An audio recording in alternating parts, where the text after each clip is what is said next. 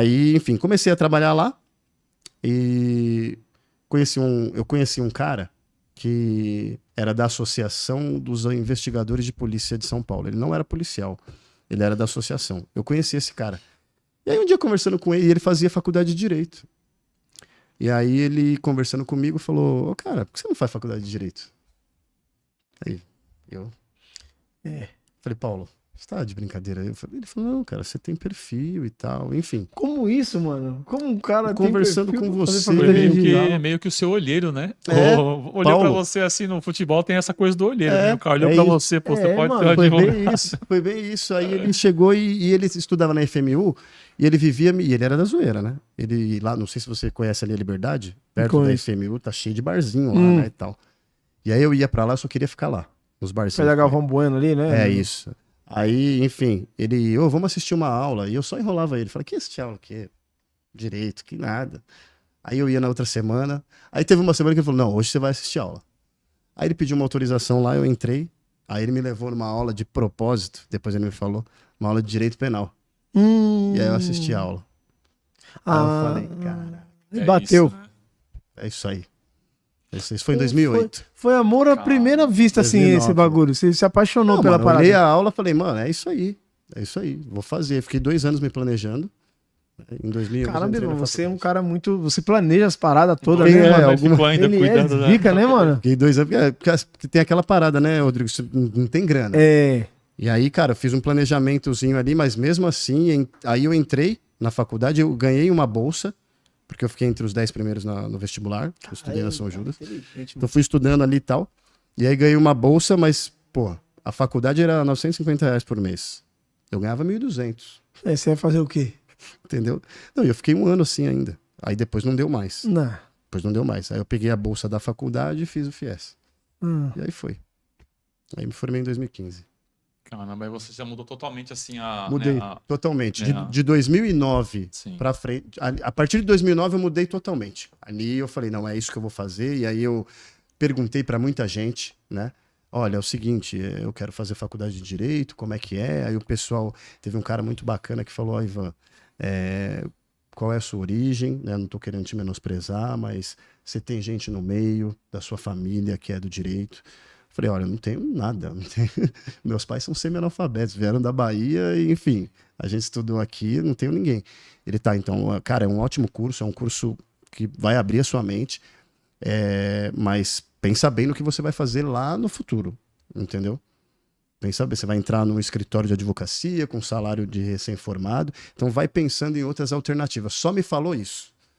E foi muito legal essa dica que ele me deu, para criar essa autonomia. E durante o seu período de curso, porque você parece que é um cara muito focado, né, mano? Sim. Durante o seu período de curso, você pensou em desistir? Você colava nas provas? Não. Você era um cara que ia pro bar beber e não estudar? Como que era? Que tipo de aluno você foi durante o curso? Por isso que legal você perguntar isso, porque eu acho que foi muito bom eu fazer a faculdade aos 29, porque eu acho que eu não teria a maturidade suficiente para fazer com 22 o curso de Direito. Então é um curso pesado, um curso denso. E quando eu entrei, falei, cara, eu vou estudar. Então fui muito focado. E eu tinha muito aquela insegurança, né? Porque eu tinha 12 anos sem estudar. Terminei o ensino médio com 17. Aí você entra na faculdade com 29 para 30.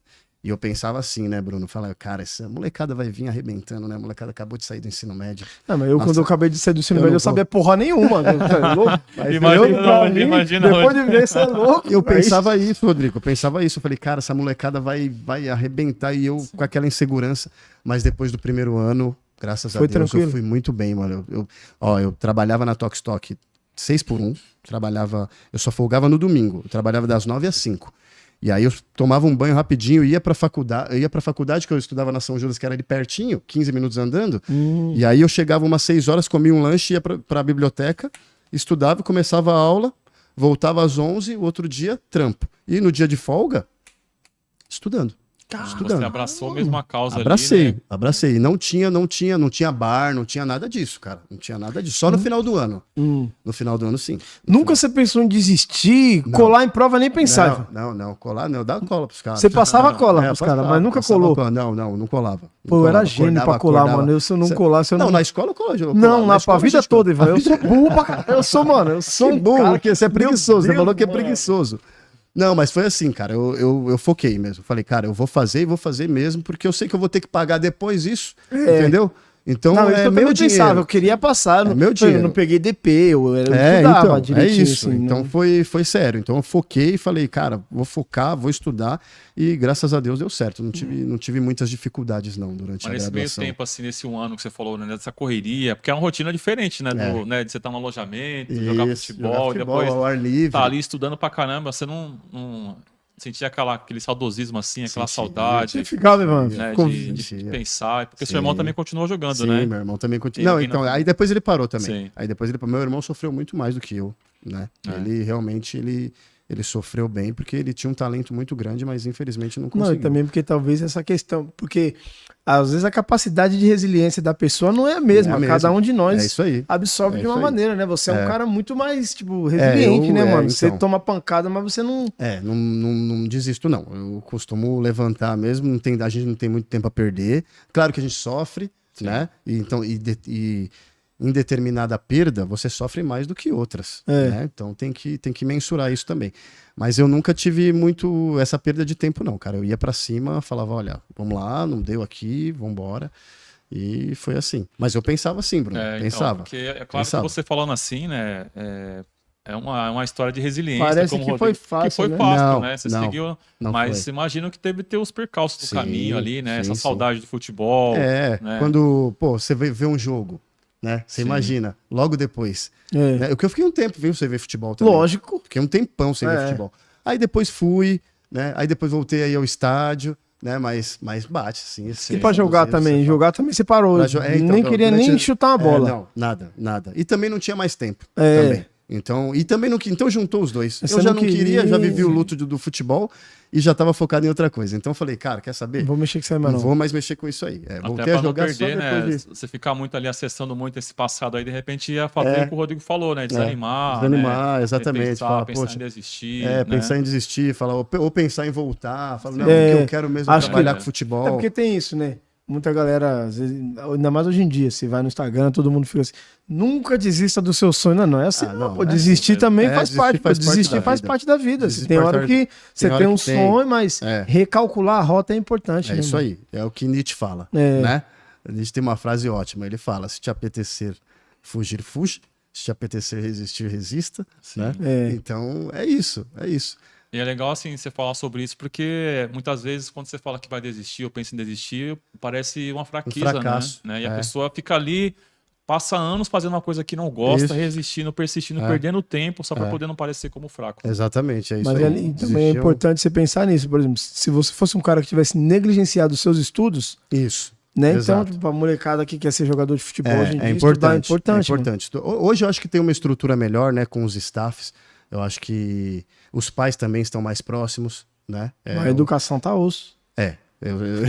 Você me falou. A educação tem que também ter o contraponto. Tem o contraponto. Escola, cara, precisa de mais staff, mais pais perto. Né, porque, por exemplo, no caso da escola, isso é uma parada que eu penso. O que a escola fez por você, às vezes, não foi nem a questão pedagógica, o que você aprendeu lá, mas foi te manter focado em estudar. Você era um cara que no ensino médio, você estudou e tal. Então, quando você chegou na faculdade, você sabia o que fazer. Eu sabia. Eu tinha... Tanto é que no primeiro ano, cara, tinha a aula de língua portuguesa e o professor ficava estupefato com a galera do ensino médio que não sabia escrever, cara. E acabou de sair do ensino médio. Entendeu? Então, e aí aquilo me deu uma confiança. Falou, pô, então eu não tô tão mal assim. Mas que burro, vou pra cima. Lógico que é. Então eu falei, pô, eu tinha professor lá que dava nos caras, falava, gente, galera, vocês não sabem escrever. Como é que vocês querem fazer faculdade de Direito sem escrever? Então aquilo foi me dando uma confiança maior, né? E durante aquele período que eu jogava e tal, eu sempre gostei muito de ler, lia jornal e tal. Então eu gostava de me atualizar, né, sobre as notícias. Só futebol, viu? Eu pegava o lance lá e lia. Mas isso me ajudava, pô. Né? É uma forma de leitura independente, né? Hoje em dia, para você poder ensinar uma criança para poder ler, começa pequeno, com gibi, né? Para poder ela pegar gosto pela coisa e depois partir para uma outra literatura, né? Você já lia ali o jornal, né? Sim. E acabou ajudando você no futuro. Acabou ajudando. Tem uma participação aqui com a gente já, né? Da nossa parceira, podcast parceira. Você bebe o quê? Tá na área. Você bebe o quê podcast? Ela fala aqui, ó, a maturidade é incrível, né? Quando a gente é mais jovem, não damos valor às oportunidades e desvalorizamos o que temos. Né? Então, É isso. Isso é verdade. A frase que eu uso, né? É sobre isso, né? Sobre isso aí. Nada como a maturidade. Você conseguiu, né? Mesmo jovem, conseguiu né, ser firme e forte pra você falar, meu, não deu aqui. Sim, O que o Rodrigo falou, muitos ficariam ali em posição fetal, eu ia chorando. Em posição fetal, chorando um tempão debaixo do chuveiro. E agora, né? Você falou, meu, aqui já chegou o final. Chegou o final. E agora eu vou... Como que foi assim? Depois você começou a estudar, né? Você falou que depois teve esse tempo aí já de... Se identificou com a faculdade, é isso que eu quero. E como que foi os próximos passos? Que uma coisa é a teoria da faculdade... E depois, como é que foi para você as práticas, os exatamente, estágios, o primeiro estágio, como foi o caso, as paradas, como foi acontecendo. Uma coisa é treino no futebol, outra coisa é jogo. É treino, jogo é jogo. Coisa no direito, isso. Né? Aí eu entrei em